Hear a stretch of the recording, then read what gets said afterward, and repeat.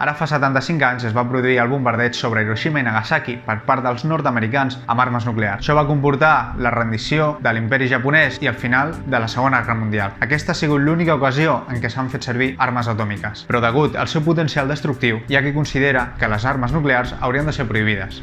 Ara bé, què passaria si us digués que potser les armes nuclears han fet una important contribució a la pau al món, concretament evitant una tercera guerra mundial? Soc Miquel Vila i en parlem avui a Com funciona el món.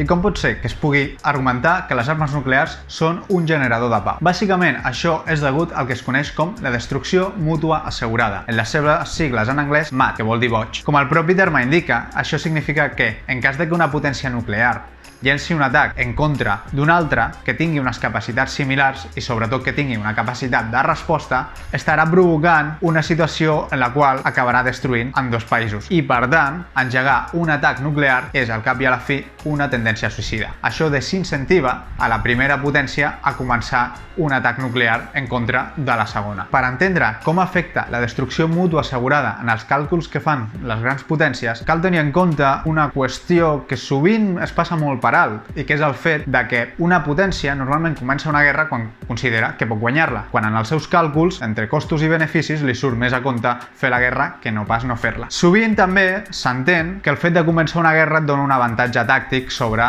el contrincant, i en la majoria de casos, qui comença la guerra normalment la guanya. Per tant, és una lògica que està ben fonamentada històricament, tot i que també hi ha exemples del contrari. Ara bé, amb la destrucció mútua assegurada, la màxima de que qui colpeja primer colpeja dos cops queda ensorrada, ja que l'altre respondrà, i això significarà la teva pròpia fi. I per tant, això modifica els càlculs estratègics que fan les grans potències a l'hora de relacionar-se entre elles, especialment referent a la guerra. La moderació nuclear. Tal com ens expliquen teòrics de les relacions internacionals com Kenneth Waltz, les armes nuclears han comportat a una certa moderació del comportament de les grans potències. Per exemple, després de la Segona Guerra Mundial, la Unió Soviètica tenia un avantatge estratègic en mitjans convencionals sobre Europa Occidental i els Estats Units. Això significa que si Moscou hagués decidit fer una invasió d'Europa Occidental, segurament hagués tingut les de guanyar. Ara bé, degut a l'existència de les armes nuclears, aquesta opció va quedar descartada. D'altra banda, els Estats Units, tot i que prometien que en cas d'una invasió soviètica a Europa Occidental farien servir armes nuclears en contra de l'URSS, la realitat és que tant Kissinger com McNamara han reconegut posteriorment que les armes nuclears estaven només reservades davant d'un atac soviètic sobre sòl nord-americà. Així, en diverses ocasions es van posar sobre la taula fer ús d'armes nuclears, per exemple a Corea o Vietnam, però en totes elles, finalment, el govern nord-americà va decidir no fer-ho. El mateix passa per la part soviètica, que també va actuar d'una forma moderada amb el seu ús de les armes nuclears, com per exemple durant la crisi dels míssils de Cuba. Però si mirem també altres països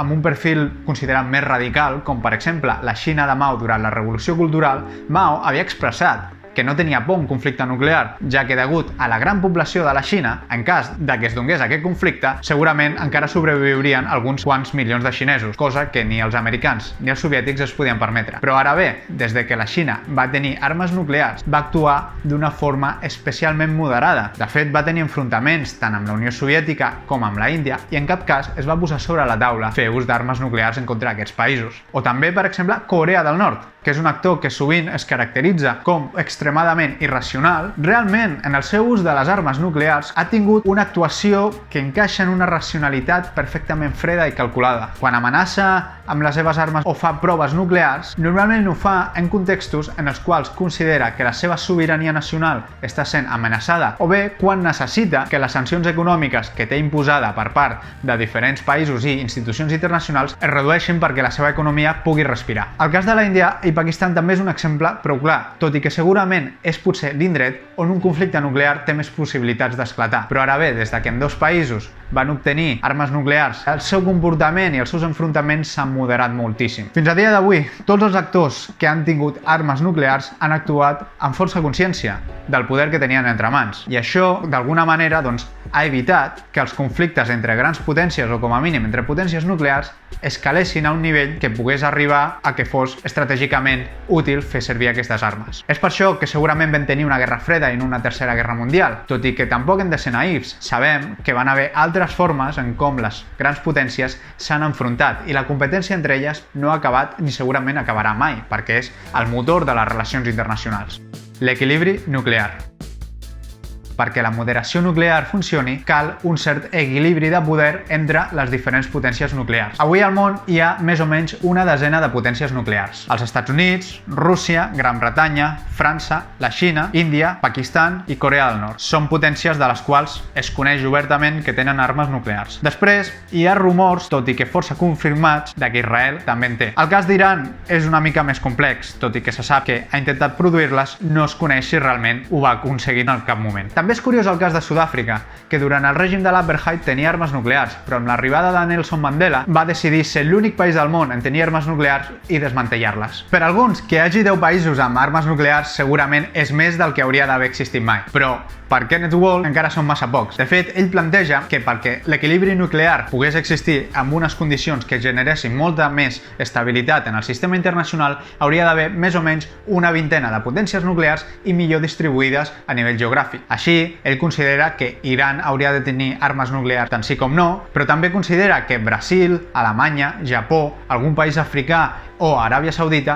n'haurien de tenir, perquè així es construiria un equilibri real a nivell global. Curiosament, l'estat espanyol és un dels països que té tecnologia per desenvolupar armes nuclears, i aquí seria molt interessant veure quin és el paper que juguen les centrals nuclears catalanes. I aquí sobretot hem d'entendre que les armes nuclears són una arma defensiva. No és una arma per la conquesta, ja que, per començar, qui vol conquerir un erm nuclear del qual no pots fer servir ni els seus recursos ni la seva població? Els països menys interessats en la proliferació nuclear són, per començar, els que ja en tenen. Això es posa de manifest amb les campanyes intervencionistes dels Estats Units a Orient Mitjà. Quan George Bush envaeix Iraq acusant a Saddam Hussein d'estar produint armes nuclears, precisament el que està fent és donar-li la raó a tots els països que no vulguin tenir el mateix fat que Saddam Hussein, que el millor que poden fer és tenir armes nuclears. I aquest és un missatge que països com l'Iran va captar ràpidament. Kenneth Walls argumenta que l'única manera de moderar l'actuació dels Estats Units és que existeixin més països, sobretot no només grans potències, sinó també potències petites i mitjanes en capacitat nuclear i que per tant moderin la seva voluntat intervencionista, augmentant els costos d'aquestes intervencions. Per tant, es pot dir que els últims 20 anys de la política exterior nord-americana són un argument de pes en favor de la proliferació nuclear. Un mal menor? No crec que sigui acurat dir que les armes nuclears han generat pau, però sí que és cert que com a mínim han evitat un tipus molt concret i molt destructiu de guerra, que no és una altra que una guerra directa i oberta entre grans potències. Degut a les grans capacitats destructives que tenen països com els Estats Units o com tenia la Unió Soviètica o Rússia o la Xina actualment, és preferible que hi hagi un Vietnam, una Síria, un Afganistan, una Corea, que no pas un conflicte directe entre grans potències. I és cert també que durant la Guerra Freda vam estar en situacions, com per exemple durant la crisi dels missils, on el desastre nuclear s'hagués pogut produir. I encara que sembli paradoxal, aquest escenari de destrucció assegurada ha fet prevaldre en totes aquestes ocasions l'instint d'autoconservació, fent de la pau el mal menor. I és que sovint, a través de les paradoxes, que la natura humana se'ns presenta de forma més clara. I així veiem com unes armes que podrien posar fi a la vida a la Terra són les que han evitat en moltes ocasions que ens acabem destruint els uns als altres. La por nuclear s'ha mantingut, però, gràcies a un equilibri precari. I com tots sabem, la història no té per què tornar a repetir-se. I potser en algun moment caldrà decidir si és preferible tornar a arriscar-nos a tenir guerres altament destructives, com la Primera o la Segona Guerra Mundial, de les quals el món podria sortir malmès, però podria seguir caminant, o seguir jugant a la ruleta russa nuclear, de la qual potser no ens tornarem a aixecar mai més. Moltíssimes gràcies a tots els que feu possible aquest vídeo amb la vostra col·laboració a Patreon. Si us agrada la feina que faig, us recomanaria que dongueu suport al canal tant a Patreon com a PayPal. I com sempre, em fareu supercontent si em deixeu un like, compartiu el vídeo amb els vostres amics, el seguiu a les xarxes socials o deixeu un comentari explicant com veieu això de la pau nuclear. I com sempre, ens veiem a la propera a Com funciona el món.